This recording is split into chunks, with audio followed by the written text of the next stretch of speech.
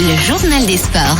Ça va un peu mieux pour le PSG après la défaite à Dortmund la semaine dernière lors du 8e de finale aller de la Ligue des Champions. Dimanche soir, le leader parisien n'a pas brillé mais a finalement dominé Bordeaux 4-3 en clôture de la 26e journée de Ligue 1.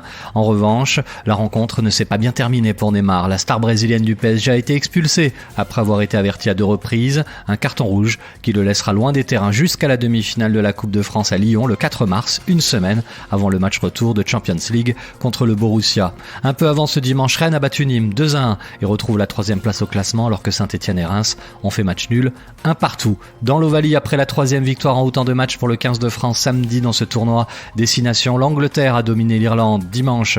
Une victoire qui ouvre au passage la porte du titre pour les Bleus. Le 15 de la Rose a battu l'Irlande 24-12. Attention, l'équipe de France est attendue en Écosse le 8 mars prochain avant la réception de l'Irlande, le 14 dans l'espoir d'un grand chelem. Le week-end a été riche en émotions à l'occasion des mondiaux de biathlon en Italie. Après le sacre par équipe des Français chez les hommes, l'épreuve individuelle de ce dimanche a vu la victoire de Jonas Bö.